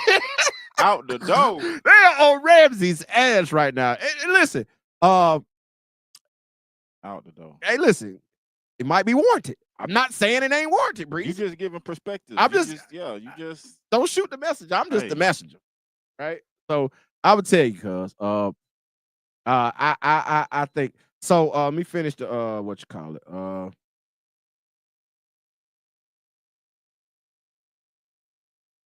2 years straight BJCC. I don't even know. I'm sorry, Pookie _ Cotton. I don't even know what I just said. I be talking so. I missed it. Hell of a lineup. Who was the lineup I just named? Refresh my memory. I'm sorry. Who knows the best kid could play? Yeah, I just read that one. Jacksonville, the toughest region. Jacksonville was the toughest region, without a doubt. Yeah, for sure. Now 3A, the Central was the toughest region with Midfield, Montgomery Academy, and Hale County. That was the toughest region. 3A was in the Central. The toughest region in 6A, I don't know, because that Northwest with Pinson and Clay, that was a tough region, bro. Yeah. You know what I mean? Yeah. Like both of them squeaked out of there, right? But 7A for sure. 7A for sure was in Jacksonville. Let me see. Yeah. All right. Trying, y'all. Are you talking about that 2020 team? Oh, yeah, they talk about the 2020 team. True. Yeah, Carrington Keel got ejected for those 2 techs. That one of the techs was really bad. I think they called one on him. I think they got Carrington Keel in warm-ups for a tech for dunking. And then I think he got another tech during the game, which kicked him out of the game, which was some BS. I agree. He shouldn't have got that. Oh, okay. Yeah. Yeah, so I get it, man. Like, he should lose, but yeah, that greedy team, we should have won. We should have won 2 state championships at Lanier. And we didn't, right? And I get it. You know how the cookie crumble. It's how the cookie crumbles sometime, bro. Like, you know what I'm saying? Like, you gotta be great when it matters. Okay, so we got a coach perspective in the chat. Coach, and we didn't talk about that game. That Central Phoenix City Dothan game, bro. We didn't talk about that one. And Bryson Berry going ape, dropping a 30 ball, right? Dropping a 30 ball. And a lot went on. Oh my God. What, Breezy, if these folks knew what we did on a daily basis and the conversations we have on a daily basis about kids, about recruiting, y'all know I don't like talking to coaches, but I talk to them because I got no choice because I'm trying to get y'all opportunities. So I talk to them when I have to. But I ain't finna shishi and hoo-hoo with your ass, right? Like yesterday, I digress real quick. I'm gonna get back to the chat real quick. Yesterday, Auburn UAB, Jacksonville, all that was in the building, right? I see AK, I get AK a pound, right? And he asked me about Brian. He said, how Brian do, right? So I'm in, and I had somebody call me last night. It's like, oh man, you saw this coach and this coach and this. I was like, bro, I sat with the coach from Jacksonville State. We had a conversation. But I don't need to be their friend. I asked him about Devin Barksville. We talked about Jacoby Hill, who they already signed, which I'm hearing rumblings. And I see why he asked me that yesterday after I had a conversation after the regionals last night. I got a phone call and it put something in my head. They gave me some information. And I was like, oh, for real? And now I see, and now that I got that information, it related back to my conversation with the coach from Jacksonville State. I was like, oh, that's why he asked me that. Yeah. When he asked me that, I took it on the surface. I thought it was a normal question, and I just answered it. There's always something, right? It's always somebody always got the curtain pulled down. Then I got the phone call last night and got some information. I was like, oh, that's why he asked me that. I wouldn't have changed my answer, but I would have thought about it a little bit more. Like, oh, that's how. Okay, right? So, but we got a coach's perspective. He said we always got to remember this. This my guy, Coach at Dothan, Coach Jeremy Bynum, who I believe is arguably the 7A Coach of the Year. Right? He could easily be the 7A Coach of the Year. I think that award is gonna go to somebody else, but I think he should. I think it's him, Christian Ware, and the coach over at Florence. I think those are the 4 coaches up for it. But he's like, we always got to remember as well, the coaches can't play for the players. I have seen some good coaching, but players' mistakes caused the loss. I've also seen wrong calls from refs that cost the game. I've seen a few of those. A lot of those, right? And what did Breezy? We were pulling off from Alabama State after watching Fairfield win their regional. We pulling off. I think that was the Fairfield game we were pulling off from. But we pulling off, and the referee. No, this was after the Auburn Central Phoenix City game when Marquise Daniels was in the crowd going ape, just complaining about every foul. Oh yeah. Remember that? And so we pulling out, and I see one of the referees from that game walking across the street when we pulling by. I stopped, rolled out, and I know him. I stopped, rolled down the window, and hollered at him. I was like, man, y'all did a good job. He's like, man, he's like, we left some out there though. He admitted it. He was like, we left some out there. I'm like, just like that player left that layup. He missed that free throw. Just like that coach didn't make the right call. So my thing is, basketball is a marriage of all 3 aspects. Yeah. It's coaching, it's players, it's referees. All 3 make errors. All 3 make errors, and all 3 cause the outcome of games. But my thing is, you play your part. Do your job, right? You got to bounce back. The players can't worry about the coaches. The coaches can't worry about the referees. The referees can't worry about neither one of them. They just got to do their job. Yeah, because they getting hollered at all game. All game long. All game long. Listen, a referee has never made a right call in his career. Because if it's the right call on this side, the other side complaining. Wrong call on the other. Bro, listen, I was at the Hoover Huntsville High game yesterday, and behind me, I hear everything in the crowd. Listen, they come down, and a foul was called. It was an obvious foul. They were like, oh, they complained. Dog, they came down, and it was a slight bump on the other end. Bro, they went 8. Like, where's the foul? I'm like, dog, you just complained about a foul on the other end, and then you come here and you want this little soft ticky-tack foul? Like, so a referee's never made a right call in his career. So he's never been right. So the player's going to complain, the fans going to complain, the coach is going to complain. But my point is, I get what he's saying.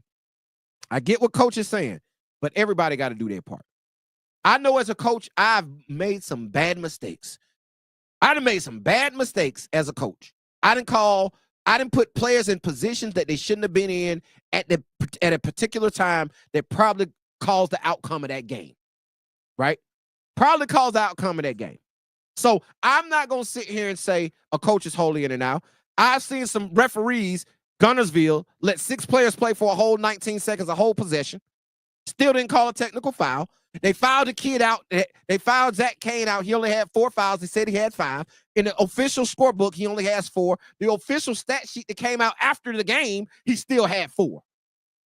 right? So we understand mistakes are made. We just watch kids turn the ball over, miss free throws, throw that mug to the stands. We've seen all that happen. So all three aspects matter. Everybody makes mistakes. So to blame it on one person or another on the reason a team wins or loses is just an cop-out. It's an excuse. It's short-sighted. Yeah, I feel what you're saying. You feel what I'm saying? To say, oh, the referee lost that game for us. Well, bro, you went 4 for 18 from the free throw line. How you know that ain't lose the game? You had 21 turnovers that they scored 18 points off your 21 turnovers. How you know that ain't losing? You missed 4 bunnies. You missed 4 bunnies, right? The coach should have called a timeout when they go on a 13-0 run. You allowed a run to go 17-0 instead of calling the timeout. So everybody makes a mistake. So I'm not going to put it on one person or another. I'm just not going to do that. That's smart. Different way to look at it.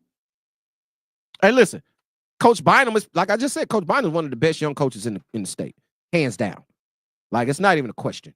Like, I mentioned my top coaches a couple episodes ago. Remember that, Breeze, and I got controversy for it? Yeah, you did. I mentioned it, and Bynum was in there. I said Bynum. Barber, Schweers, I said a lot of names, right? But I agree. Bryson has gotten better under the last 2 years under him. But, listen, I'm going to throw out, should I do this? I don't know, but I'm going to do it anyway. Okay? I'll do it anyway, Breezy. Bryson Berry, go to Chipola. You already signed, already locked in. Bryson Berry, go to Chipola. Back to our regular scheduled program. I just put some backdoor stuff out in the air. I'm sorry I had to do it. I want to put the message out there. Bryson Berry. Put the message out. Go to Chipola. Don't listen to nothing else. All right, back to our regular scheduled program.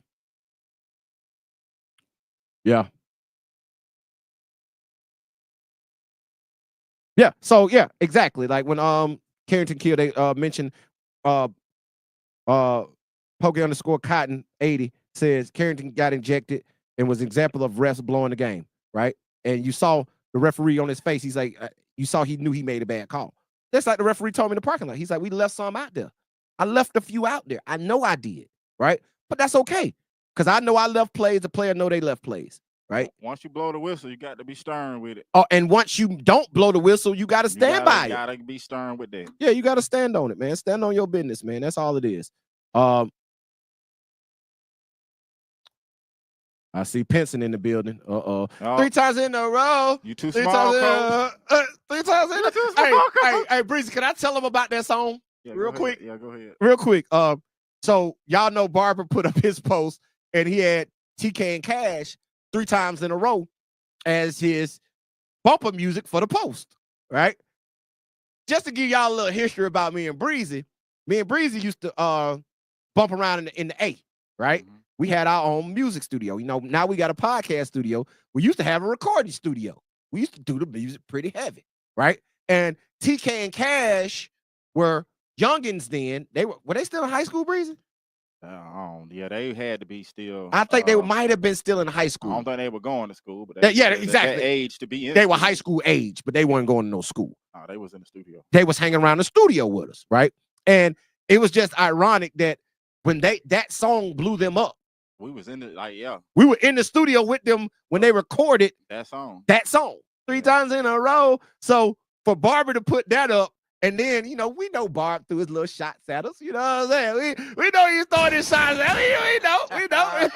We know. So, with the too small thing. So, but for him to put that song up, it was just kind of ironic for us because we were there for the making of that song. It was full circle. Full circle, right? That's crazy. Full circle. Out of all the songs. Yeah, no doubt. Out of all the songs, no doubt. So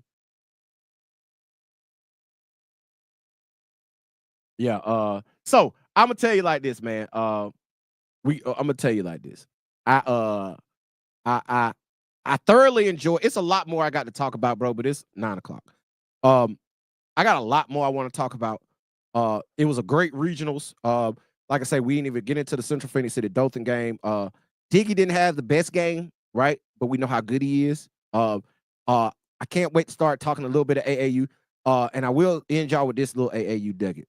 Gage Mayfield going over to Pro 1. It's probably the best move he ever made. That Pro 1 17U team gonna be really good this year. I'm just putting it out there. Gage Mayfield. I don't even know if everybody know this yet, but I already know. So I'm gonna say Gage Mayfield, Diggy Coleman. That's gonna be tough. That's gonna be. Hey, listen, you probably gonna want to get out and see Pro 1 this year, right? They were good as hell last year with Caden Rickard and all the Hunts for High kids. They were really good, bro. They're gonna be just as good this year. They gonna light that UAA circuit up. I really do believe that. And it's a lot of Alabama kids on there. So shout out Danny Cervic for putting together that Alabama. You know what I'm saying? Y'all know I only cover Alabama kids. That's all I cover. So when you hit me up and you got a kid for me and you want to send me somebody to tell me something to look at, if he ain't from Alabama, I'm not saying I'm not going to watch and I'm not going to give you feedback, but I'm probably not going to come on here and talk about it. right? I'm probably not going to write about them. I'm not going to write about them on the website. Right? It's just not going to happen. If you're not playing basketball in the state of Alabama, I'm not covering you. And it's not that I don't want to. It's just that right now, our focus is the state of Alabama and the kids here in this state. And we're going to push them until the wheels fall off, whether you like it or not. Right? Now, if somebody want to come drop that big bag, CTC us, right? We'll turn into a national, right? If somebody come drop the bag. But for right now, we're here for y'all. We're here for the state of Alabama. We're here for the kids of Alabama.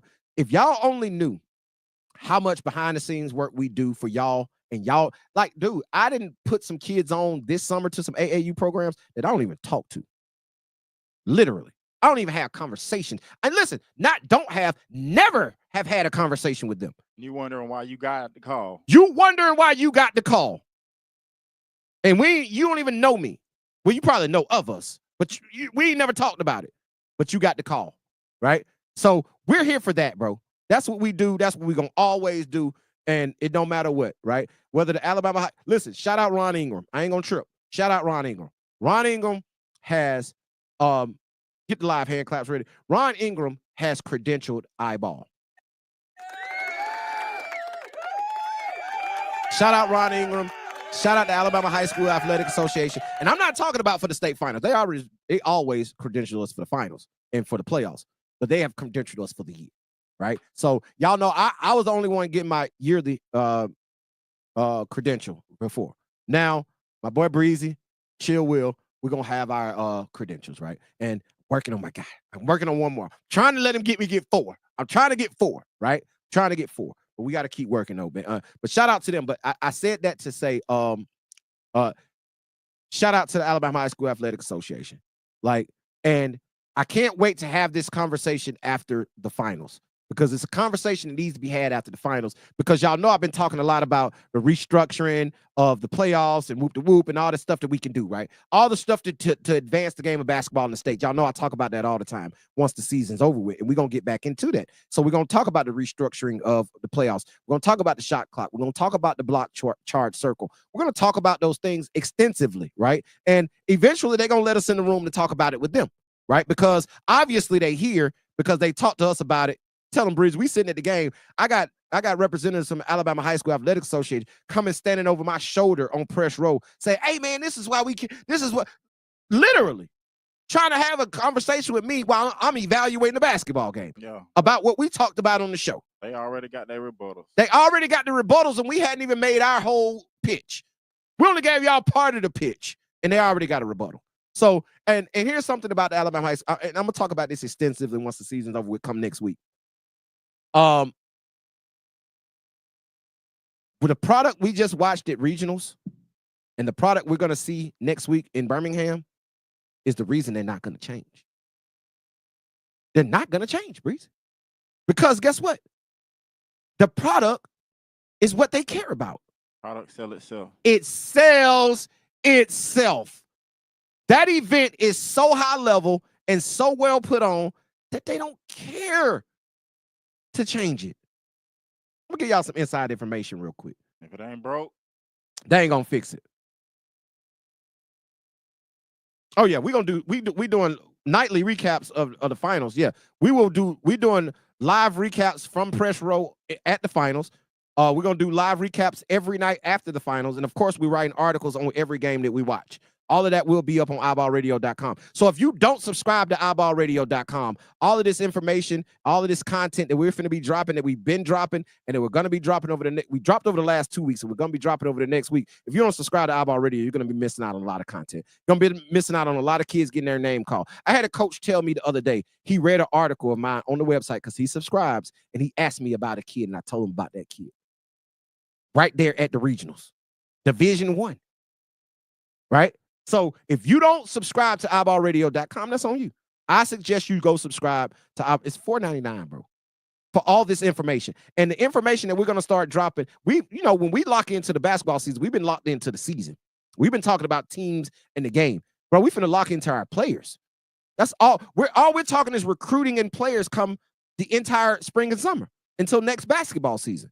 So I suggest we're dropping rankings. Y'all didn't hear me. I already told you I like number one class 2026. Rankings finna drop on iBallRadio.com for all classes, not just the lottery. We're gonna rank at least first, second round. So we're gonna be 70 to 100 kids will be ranked in our rankings, guaranteed. And we're dropping those come March and April. So if you're not subscribed to iBallRadio.com, I don't know what to tell you. Like, if you just don't, you ain't rocking with high school basketball. You just like to watch videos. You just like to watch highlights and mixtapes. If you want information about the game and you'll subscribe. If you just want to watch highlights, just go to Instagram. That's our t-shirt. If you ain't subscribed to iBall Radio, you don't like basketball. You don't like basketball. You don't like basketball because a lot of the questions that I get asked can be answered on the website. Straight like that, right? But let me see. So yeah, we are doing that. State finals, BJCs. Oh, here's the inside information I'm gonna get y'all and leave y'all with real quick. Here's the reason they're not gonna change. Here's part of the reason. All this stuff is under contract, right? A lot of people were talking about changing up the regionals, the locations, right? I know a lot of people are pushing for Alabama A&M to get that Northwest region that's at Hansfield. Bro, they ain't leaving. I think Hansfield is the longest running regional, right? I think it's the longest running regional. I think Jacksonville State is second. Last year, the Central was in Birmingham. It's back in Montgomery. It's been back and forth to Birmingham and Montgomery. The South is probably, it's been in Montgomery for a while, but it used to be in Dothan. It used to be in Troy. So it's been other places. So I think that Hansfield but people are really pushing for Huntsville to get it. Now, here's my suggestion. I made this suggestion live on air, I think. If not, I know I made it to people, especially I talked to a representative at the Alabama High School Athletic Association just at the regional at Garrett Coliseum the other day. And we talked about this exact thing. This is part of where I got this information from. They ain't leaving Hansfield, right? They're not doing that. Jacksonville is locked in. So they want to move to Northwest to Alabama A&M. My suggestion was put them on Division I campuses. Every regional should be on a Division I campus. It should be Alabama A&M, Jacksonville State, Alabama State, and Troy and South Alabama can fight for the South. Those where the 4 regionals should be at, in my opinion. Now, it won't happen because I heard they're not leaving Hansfield, right? The Garrett Coliseum, who, oh my God, it should not have a regional. Like, that's the worst regional. Absolute worst, right? It's just, I love my city, but that don't fit. It just does not work, okay? Because that's not a basketball arena. It don't work, okay? But that region has 3 more years left on their contract. So it's going to be at the Garrett Coliseum for the next 3 years. Alabama State, which I think it should stay, they have 2 years left on their contract. Jacksonville locked in for a couple of years. Hansfield, I think, is legacy, right? So, because they CTC, right? Like, that's the reason. So, it's not moving anytime soon. That's why they're not going to change. Because the product sells itself. It sells itself. So we're going to get into more of that later on, man. Jacksonville is the best atmosphere. Alabama State ain't bad, bro. Like Jacksonville State had the best atmosphere, but their hospitality room sucked. Coach asked me, the coach I sat with yesterday from Jacksonville State asked me. He's like, man, he's like, what's the best regional you've been to? I know you've been to all 4. I was like, he's like, do we have the best one? I'm like, yeah, y'all got the best atmosphere. My Alabama State is, that's a good one too. But I would probably pick Alabama State. And he looked at me weird because they hospitality, bro. Hey, shout out to the kitchen. Hey, the hospitality room. Come on, man. Over there. Come on, man. I forgot ask him what his name is. We should have got his name. Hey, I know they work for R-Mark. He in the kitchen cooking. They putting their foot in that food. Listen, we having fried chicken, collard greens, macaroni and cheese. We had the big beef hot dogs. We had meatloaf. We had eggs and sausage and grits for breakfast. Now they fed us breakfast and lunch and dinner every day at Bama State. If y'all know them folks over there, man, tell them thank you, man. Shout out to y'all, man. For real, man. Shout out to y'all. So I did tell the coach. He was like, "What's the best region?" Because they asked this question. They said, "The best region in the state is Jacksonville State." Yes, atmosphere wise, but they hospitality sucked. Because they gave us drinks and popcorn. Somebody gave us cookies. Oh, that was That's Hansville. Somebody gave us a bucket of cookies that everybody stick their hand in. A bucket of cookies and no water. No water. And they had 2-liter drinks. 2-liter drinks. And a thing of chips that people were just sticking their hand in. Nah, bro. I ain't doing that, bro. I ain't doing that. I'm sorry. So Hansville, y'all gotta up y'all. I'm gonna tell you, I went to Hansville one year for a regional, and they was really good in there in the hospitality. I don't know. They shorted us this year. Jacksonville was the worst hospitality room I've ever seen in my life. Bro, that wasn't even a hospitality room. That was a media room. It was just a media room, breakout room. It's where they did the post-game press conference. It's where they had us where we can go back there and do our work in between games if we want to do it from press row, right? But they had popcorn in it. That's it. It gave you a little appetizer. Now, Garrett Coliseum, I didn't even bother to even ask if they had a hospitality. I didn't even go in there. I don't think I didn't go. I know they had one, but Garrett Coliseum usually weird. They usually say, "Oh, the hospitality is not for the media; it's only for referees." What? Okay. They didn't said that before. No coaches, no media, referees. I got you. So, yeah. Listen, I'm going back to Alabama. I'm going back to Bama State. So shout out Bama State, man. He says South is unstable. Mobile low turnout due to Mardi Gras. Mobile complained about the 3-hour ride to Dothan. Troy don't want it. No lie. When I was in high school, Troy police had hell on their hands. I understand that, but there's no way that the city of Troy might not want it, but I guarantee Coach Scott Cross wants it. Yeah, and the county want them the dollars, that money. I don't see why, dude. You're missing out on revenue for the city, right? Them prices, right? I heard a lady complaining. I paid $17 to get in here. We heard that from the stands. $17. But they had to pay to leave and come back in and do all that, right? Dog, in Hansville, they were paying to park. You had to pay $5 to park, and you had to pay to park at Garrett Coliseum. So, listen, they not finna get me on the money part. No, that ain't gonna work. Troy, and if Scott Cross don't want all those top high school players on your camp, bro, that's a free visit. That's a free visit. Sound like somebody else need to get replaced. Sound like they need to let us in the room. Yeah, that would have been crazy. All those teams back in the man, come on, man.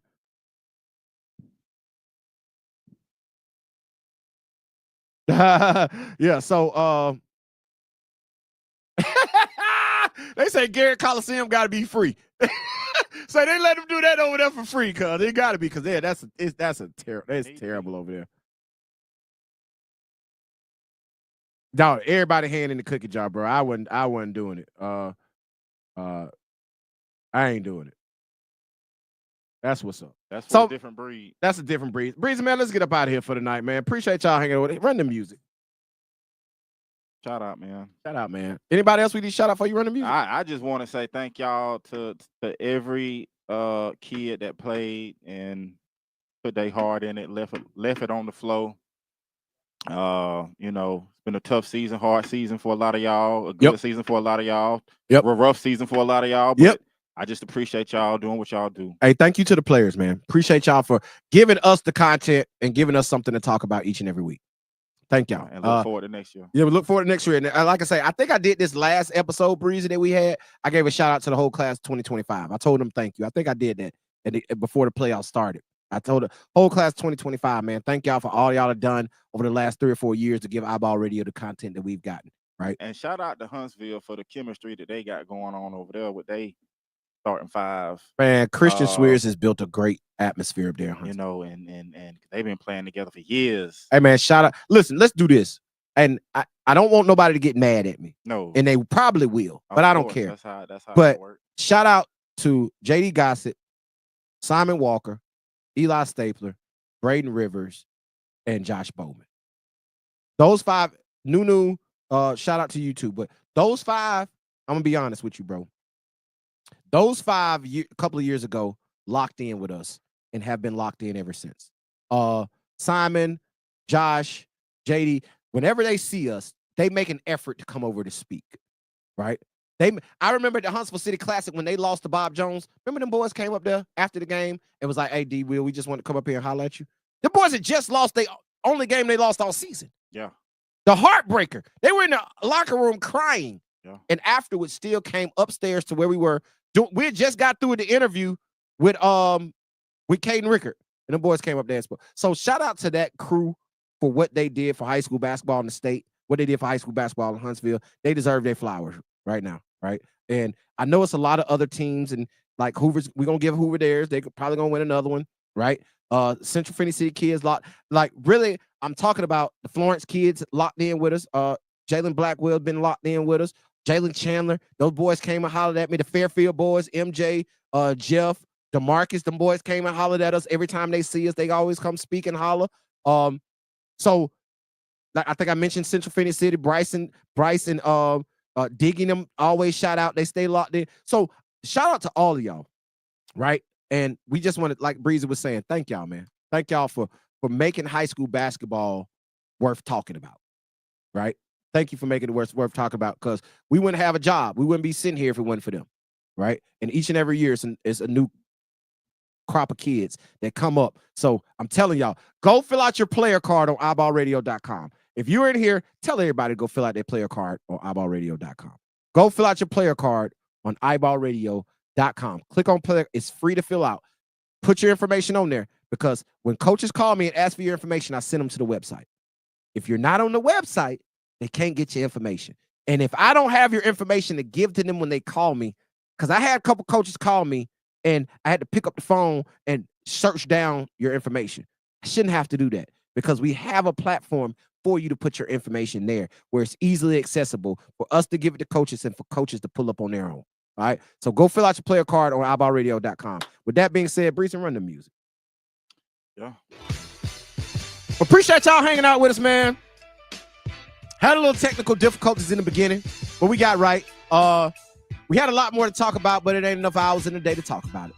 I think we got through a lot of the regionals. Shout out to everybody. We will see y'all in Birmingham starting on Monday. We will be there all week long. iBallRadio.com. Check us out, man. Make sure you follow the website. Make sure you follow the YouTube page. Subscribe to both so you can get all the information whenever we post. And, of course, continue to follow us on Instagram, X, and Facebook, because we post all our content that we talk about on those 3 platforms, including the website. So make sure you're following us everywhere. And we're going to be doing this thing for sure, because catch me this week, because after this week, on the 1st, when the basketball season ends, Sunday morning on the 2nd, I'm going to decompress.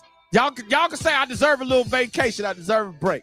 So I'm going to decompress on the 2nd. I'm going to Jamaica, man. So I'm going to be out of here. So y'all going to have to catch me when I get back. But with that being said, man, we're going to get out of here for the night. Appreciate y'all. Hey, appreciate that RB Frank 10, man. Appreciate the shout out and the love, man. Thanks for tuning in. Thanks for everybody else who tuned in. Appreciate y'all, man. Shout out to y'all for tuning in each and every week. Tell a friend and tell a friend, because this platform can only get bigger, man. We're doing this for y'all. Phone lines are always open. Nobody called tonight. 334-209-5222. I appreciate the hundreds of comments we got in the chat, but y'all also welcome to call in, put your voice on the air with us each and every time we go live. But until then, Breezy, man, holler at these folks. Yeah. Hey man, say man, it's your boy Breezy, and you know it ain't easy. It ain't easy, man. And y'all already know they call me coach because I teach you how to ball. Until next week. No, we're gonna go back this week. Until next week. We're gonna be here. Well, what's today? I don't even know what the day is. Today, Friday. Until next week, man. We'll be back for all our state championship coverage. Like I say, tap in with iBallRadio.com to stay up to date on all things high school basketball right here in the state of Alabama. Until then, we out of here. Peace. Long live Hero. For sure.